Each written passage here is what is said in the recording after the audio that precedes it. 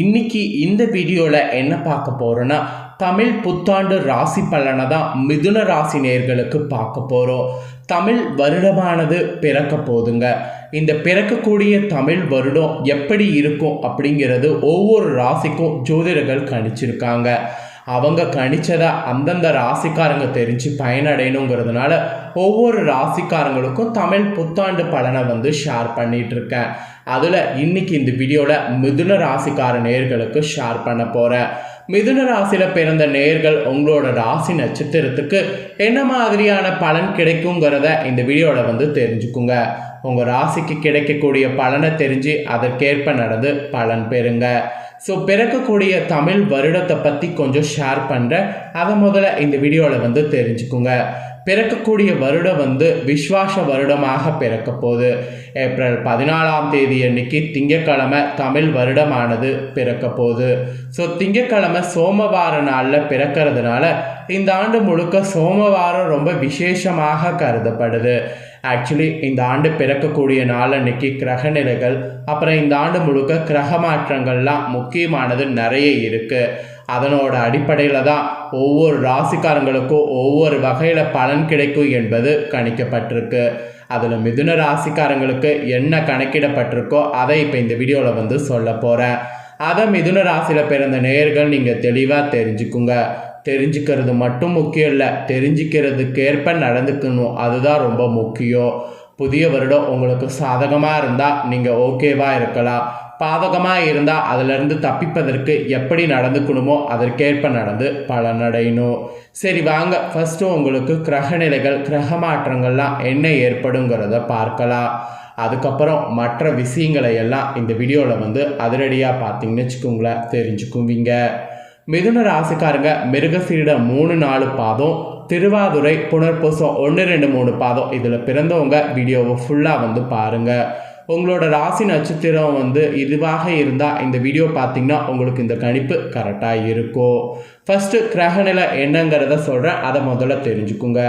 தனவாக்கு குடும்பஸ்தானத்தில் செவ்வாய், சுகஸ்தானத்தில் கேது, பஞ்சமஸ்தானத்தில் சந்திரன், பாக்கியஸ்தானத்தில் சனி, தொழில் ஸ்தானத்தில் ராகு புதன் சுக்கிரன், லாபஸ்தானத்தில் சூரியன், ஐனசைன போகஸ்தானத்தில் குரு, இந்த மாதிரி கிரகங்கள் உங்களுக்கு பல வரப்போகுது.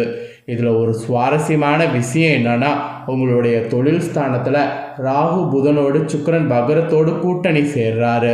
அதனால் இதுவே ஒரு பெரிய ஒரு மாற்றத்தை உங்களுக்கு இந்த ஆண்டு கொடுக்க போகுது கிரகங்கள்லாம்.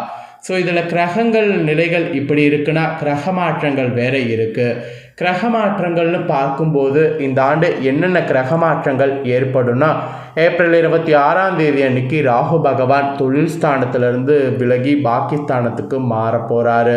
அப்புறம் இதே ஏப்ரல் 26ஆம் தேதி அன்னைக்கு கேது பகவான் சுகஸ்தானத்திலிருந்து தைரிய வீரியஸ்தானத்துக்கு மாற போகிறாரு. இந்த கிரக பயிற்சிக்கு பிறகு அடுத்ததாக இந்த ஆண்டு நடக்கக்கூடிய கிரக பயிற்சி என்னன்னா, கரெக்டாக 7ஆவது மாதம் 2ஆம் தேதி அன்னைக்கு சனி பகவான் வகர நிலையில் ஆரம்பமாக போகிறாரு. அதை தொடர்ந்து அடுத்தது பார்த்தீங்கன்னு வச்சுக்கோங்களேன், நவம்பர் மாதம் இதே ஆண்டு 17ஆம் தேதி அன்னைக்கு சனி பகவான் மகர நிவர்த்தி அடைகிறாரு. அதை தொடர்ந்து அடுத்த வருடம் 3ஆவது மாதம் 6ஆம் தேதி அன்னைக்கு சனி பகவான் பாக்கியஸ்தானத்திலிருந்து விலகி தொழில் ஸ்தானத்துக்கு மாறுறாரு. அதுக்கப்புறம் இந்த வருடம் மே மாதம் 11ஆம் தேதி குரு பகவான் அயனசைன போகஸ்தானத்திலிருந்து ராசிக்கு மாறுறாரு. அதுக்கப்புறம் இந்த வருடம் 10ஆம் தேதி அதாவது இந்த வருடம் 10ஆவது மாதம் 8ஆம் தேதி குரு பகவான் ராசியிலிருந்து தனவாக்கு குடும்பஸ்தானத்துக்கு மாறுறாரு. அதுக்கப்புறம் இந்த ஆண்டு நவம்பர் 18ஆம் தேதி அன்னைக்கு குரு பகவான் வகரத்தை ஆரம்பிக்க போகிறாரு. அதுக்கப்புறம் இந்த வருடம் டிசம்பர் மாதம் 21ஆம் தேதி அன்னைக்கு வகர நிலையில் இருக்கக்கூடிய குரு பகவான் தனவாக்கு குடும்பஸ்தானத்திலிருந்து ராசிக்கு மாறுறாரு. இந்த கிரக பயிற்சி தொடர்ந்து அடுத்த வருடம் 2026 மார்ச் மாதம் 17ஆம் தேதி அன்னைக்கு குரு பகவான் வகர நிவர்த்தி ஆகிறாரு. இந்த மாதிரி இந்த தமிழ் புத்தாண்டு ஒரு வருடத்தில் இத்தனை கிரக பயிற்சிகளானது நடக்க இருக்கு. இது எல்லாமே இம்பார்ட்டண்டான கிரக பயிற்சிகள். இந்த கிரக பயிற்சிகள் கிரக நிலைகள் இதனோட அடிப்படையில் உங்கள் ராசிக்கு நீங்கள் என்ன பலன்கள் தமிழ் புத்தாண்டில் பெற போகிறீங்களோ அதை இப்போ நான் உங்களுக்கு எக்ஸ்பிளைன் பண்ண போகிறேன். என்ன பலன்கள் பெற போகிறீங்கிறத தெரிஞ்சு இதற்கேற்ப நடந்து பலன் பெறுங்க. நடத்தையில் தெளிவும் சிந்தனையில் நிதானமும் கொண்ட மிதுன ராசி அன்பர்களுக்கு ஆன்மீக பெரியவர்களை சந்தித்து அவர்களுடைய ஆசிகளை இந்த ஆண்டு பெறுவீங்க என்பது சொல்லப்பட்டிருக்கு.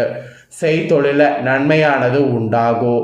சிக்கலான வழக்குகளில் இருந்தவர்களுக்கு திடீரென அனுகூலமான விடுதலையானது கிடைக்கும். எடுத்த அனைத்து காரியங்கள்லையும் வெற்றியானது காண்பீங்க. உடல்ல நோய் எதிர்ப்பு சக்தி கூடும். ஆதரவற்றவர்களுக்கும் நலிந்தோருக்கும் அடைக்கலம் கொடுத்து ஆதரவு அளிப்பீங்க.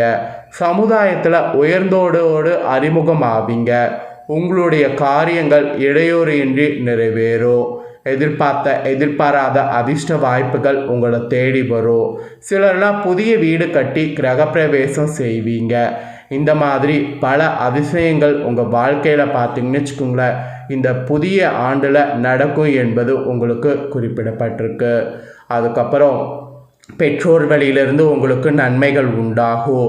பூர்வீக சொத்துக்களில் சுமூகமான பாகப்பிரிவுகள் உண்டாகும். குடும்ப பாரம்பரியத்தை காப்பாற்றுவீங்க. உங்கள் நன்னடத்தையால் அனைவரையும் கவர்வீங்க.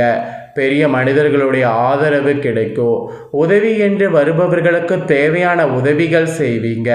நண்பர்களுக்குள் இருக்கக்கூடிய சண்டை சச்சரவுகள் தீர்ந்து வைக்கிறதுக்கு நீங்கள் முயற்சி பண்ணிங்கன்னா முடியும். மற்றபடி உழைப்பிற்கேற்ற வருமானம் உடனுக்குடனே கிடைக்கும். இந்த மாதிரியான பல அதிசயங்கள் உங்கள் வாழ்க்கையில் இந்த டைம் நடக்க போகுது. அப்புறம் உங்கள் உலக அறிவு அனுபவம் பலருக்கும் பயன்படும். அதே போல் தீயரை மன்னிப்பீர்கள் என்பது உங்களுக்கு இந்த டைம் வேண்டும் என்று சொல்லப்பட்டிருக்கு. மேலும் அவர்களிடமிருந்து விலகி விடுங்க. கொடுத்த வாக்கை காப்பாற்றுவது நல்லது. பணவரவு சிறிது குறைவாக இருந்தாலும் குடும்ப தேவைகளுக்காக செலவு செய்ய தயங்க மாட்டீங்க. மேலும் கடன் தொல்லைகள் ஏற்படாது.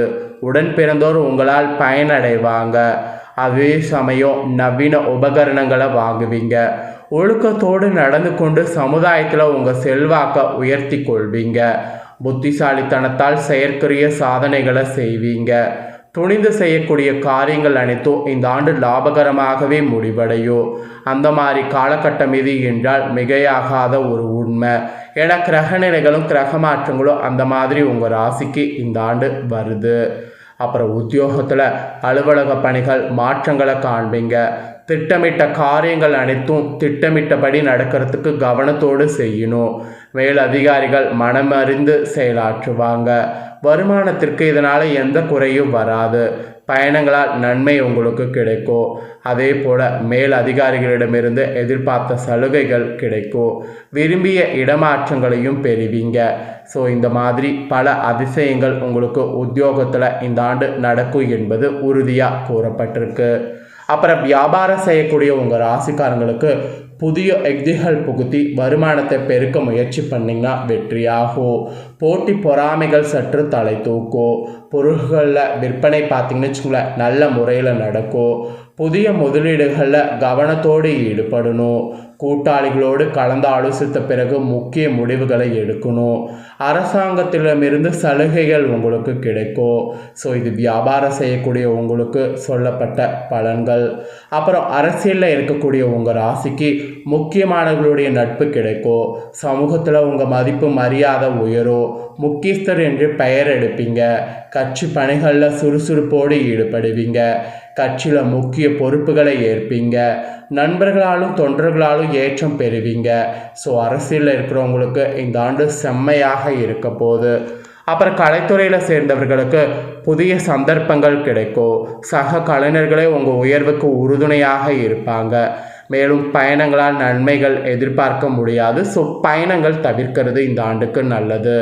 புதிய வண்டி வாகனங்கள்லாம் வாங்கலாம். அதுக்கெல்லாம் உங்களுக்கு யோகம் இருக்குது. இது கலைத்துறையில் இருக்கிறவங்களுக்கு மிதுனத்துக்கு சொல்லப்பட்டிருக்கு. அப்புறம் பெண்மணிகளாக இருக்கக்கூடிய மிதுன ராசிக்காரங்க புது வருடம் கணவரிடம் அன்பு பாசம் அதிகரிக்கும். உற்றார் உறவினர்களிடம் அன்பாக பழகணும். இல்லத்தில் திருமணம் போன்ற சுப காரியங்கள் நடத்தி மகிழலாம். வருமான தேவைகளை பூர்த்தி செய்யும் அளவிற்கு இருக்கும். குழந்தைகளால் சந்தோஷம் நிறையும். ஸோ பெண்களுக்கு இந்த மாதிரியாக பலன்கள் கிடைக்கும். ஃபைனலாக மாணவ மாணவிகளுக்கு சொல்லப்பட்டிருக்கு. மாணவ மாணவிகள் மிதுன ராசிக்காரங்க படிப்பில் நல்ல மதிப்பெண்களை பெற முடியும். ஆசிரியர்கள் உங்களுக்கு பக்கபலமாக இருப்பாங்க. பெற்றோர்களோட விட்டு கொடுத்து நடந்து கொள்ளணும். அப்போ தான் உங்களுக்கு நீங்கள் நினச்சதை அடைய முடியும். இது மாணவர்களுக்கு ஸ்பெஷலாக சொல்லப்பட்ட எச்சரிக்கை. ஸோ மிதுன ராசியில் பிறந்தவங்க அத்தனை பேருக்குமே என்ன இந்த ஆண்டு நடக்க போகுதுங்கிறத ஜோதிடர் சொன்னதை உங்களுக்கு எக்ஸ்பிளைன் பண்ணிட்டேன். எக்ஸ்பிளைன் பண்ண பலனை நீங்கள் தெரிஞ்சிருப்பீங்க. தெரிஞ்சதுக்கேற்ப நடந்து பலன் பெறுங்க.